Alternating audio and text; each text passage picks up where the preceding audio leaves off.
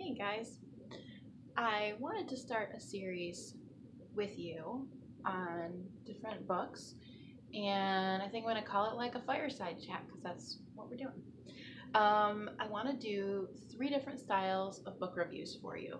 I want to do parenting books, spirituality books, and Waldorf and vegan children's books.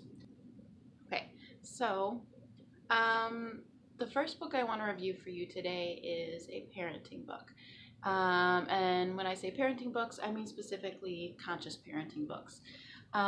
So, what conscious parenting might mean for you is using attachment parenting styles such as um, co sleeping and skin to skin contact and gentle parenting, things like that. Conscious parenting can also include the use of cloth diapers and elimination communication. Um, a lot of it encompasses, of course, doing our best to be conscious that these aren't just little mini people, that that they are people, and to respect them as such, to respect their bodily autonomy, and to respect their emotions as valid, even when we as adults can't quite get on that level emotionally as to understanding why it upsets them. It helps us to better understand um, why punishment is something to consider more deeply than what the social norms are. And most, I would say, gentle parents do away with the idea of punishment altogether. And I'll be careful not to make too many generalizations because there's a million different kinds of parents in the world. But those are some of the basics of um, conscious parenting. Sometimes that can even include not using plastic toys, bouncies, TV time, things like that. It involves a lot of different aspects. So my first book I want to review for you today is called Misadventures of a Parenting Yogi. And the tagline is Cloth Diapers, Co-Sleeping, and My Sometimes Successful Quest for Conscious Parenting. This is by Brian Leaf. Brian Leaf, it says here, is a memoirist and yoga teacher. He runs, he's written lots of misadventure books. Misadventures of a Garden State Yogi is one. He owns the New Leaf Learning Center in Massachusetts, and he has taught yoga, meditation, and Ayurveda for 25 years since the writing of this book. So I will say I loved this book. I did. It was very quick to read. I think I read it in about a day. Um, it doesn't have a ton of flow. Like it's not specifically like a book that leads from one idea to the next. I believe from what I could tell from what he wrote this chopped up over a series of several years, from the um, conception of his first son to ages up to like 10. And so this is written over many, many years, almost like little, not journal entries, but almost just little excerpts from certain times in his life where he realized, okay, this should go in the book, you know. So like I said, there's not a lot of flow or congruency. It's basically chapters based on specific conscious parenting issues. And honestly, this book is hilarious. I love funny books. I feel like it's kind of difficult to find books with a tone that is able to be interpreted as humor. It's not easy to get through written word. But each chapter begins with a quote that is relevant to what he's sharing. And I'll just go over some of the chapter ideas with you. And this has reviews and I think it's like the forward maybe by Maya Bialik, who I love, and she also wrote Beyond the Sling and is an attachment parenting person as well. I'm just looking for the chapters here. Here we go. Okay, so he starts with Before Babies, which is about how he and his wife met, because later on in the book he discusses how much having children changes that partnership dynamic between you and your spouse or partner. How they went from that, they weren't trying, they weren't not trying, and they got pregnant, and some of the natural ways they went about that. He discusses pregnancy, the birthing classes, labor, holidays. Let's see. He discusses circumcision issues. He makes it real clear in this book that he is Jewish, and as far as I can tell, they actually did not circumcise, which I was really pleased to see. I think it's difficult sometimes to rise beyond what is accepted culturally in your family, and especially religiously. There are these limitations put on people by their religion and their societal upbringing, and basically just their culture, whether that's the culture of their country, the culture of their religion, or the culture of simply their family unit. And by doing research and investigation beyond what was typical for his Jewish culture, he was able to come to other conclusions that he found to be able to sit well with him ethically and also religiously in a way. And so as far as I can tell, they did not circumcise, and I was glad to see that. They discussed breastfeeding, attachment parenting, and little excerpts like why they no longer have their down comforter, because of co-sleeping safety, and a shaman adventure, and dreidels, basically how they split their religious traditions between his Jewish side and her Christian side, hypnobirthing, kids yoga, elimination communication, a woman in labor, specifically never argue with a woman in labor. It talks a little bit about the concern of family nudity and how I guess I would say, they don't consider that an issue, and that they promote the idea of the natural body, and that there shouldn't be a stigma with the natural body and things like that.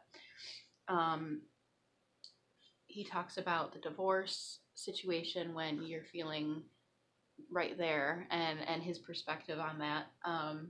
Simplicity parenting, how a sexual relationship works in once you have children with your partner. He discusses meditation, Ayurveda, choosing a school, free range parenting, how to chill out.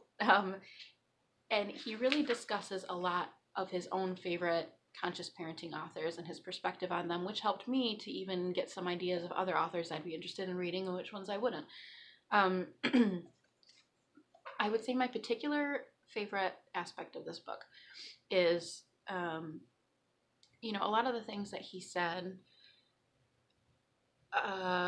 were a little bit out there. I'll say, if you're not already of the crunchy persuasion, if you're not already somewhat of a hippie in the way that you do things, some of it may seem pretty out there, for sure. But if you are into a natural movement, a lot of this you'll have heard before, and it won't be any great shock to you. And even for me, who I feel like I've kind of heard it all in the natural department, there were things that I think, were a little much sometimes, but that's not for me to judge. Just for me, it would have been much.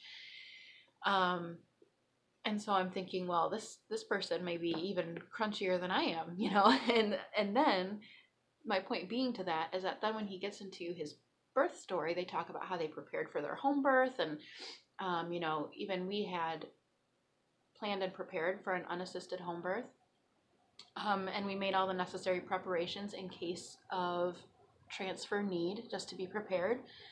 I'll caveat by saying that my birth story is not my birth story, but Lorelai's birth story is of significant discomfort and pain to me in certain ways, and maybe one day I'll make a video on that. But I still struggle with coming to terms with how it played out, given my best laid plans, and um, I guess sort of the disappointment of what you planned for and what actually happened. Because I was as prepared as anyone could be. I had all of the knowledge and the science and the accessories, and I had everything ready, and I had my mind worked up to this since pretty much before I even conceived. And then after a long period of wanting a child, we did conceive, and nothing turned out the way we wanted it to. I won't say nothing. My labor was, I went into labor naturally at 42 weeks and 2 days.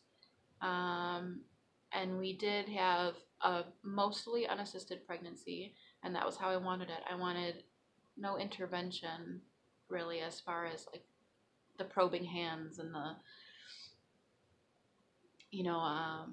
there's a lot of science behind the dangers of ultrasounds and Dopplers and things like that.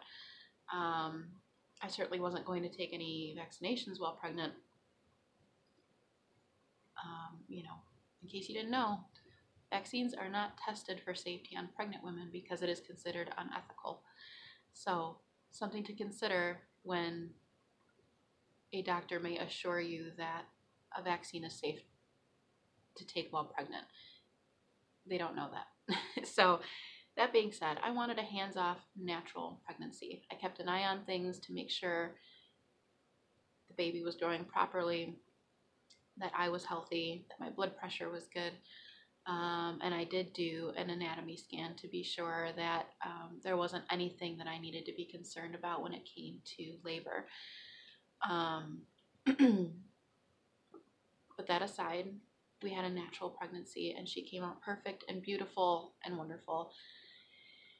But I was over 42 weeks, and my labor lasted over 50 hours. So that said, we had our birth pool and our water and our candles and our Hypno Baby CD, and we had it all, and we were doing well until after 30 hours. After 30 hours, my husband was falling asleep. I was so tired physically, and I think seeing him fall asleep sort of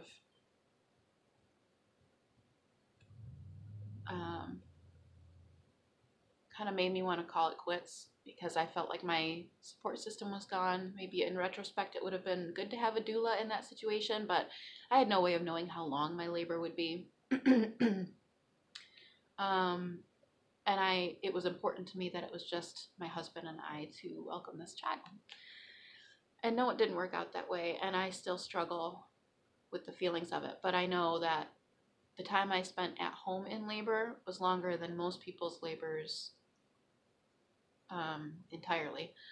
So I try and still give myself credit for that, in that I was in an unassisted home birth for over 30 hours, and my body grew tired, and my husband was falling asleep, and that wasn't very comforting.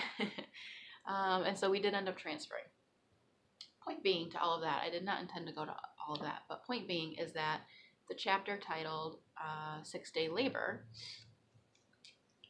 her labor was 6 days, and she had a midwife and a doula. And even with all of their planning, and even with their assistance that they had,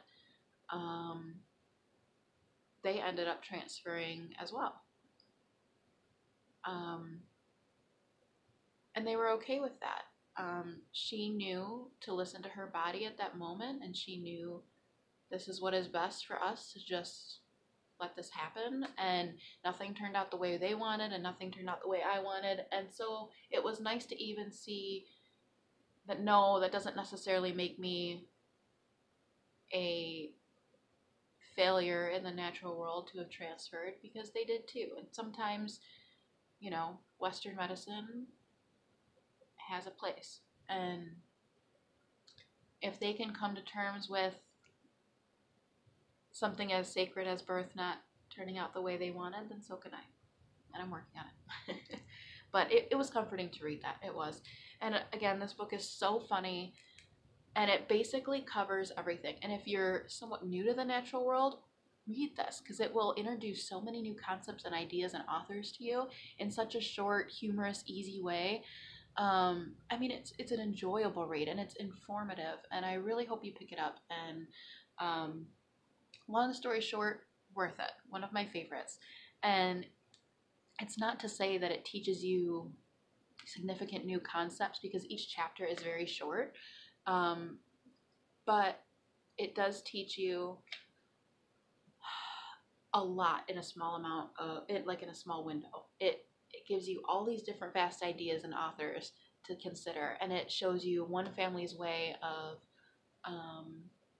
handling conscious parenting, and I loved it. I think it's great. I think it's worth having for the bookshelf. So I hope you like this review. My next one is going to be on Waldorf books. Okay.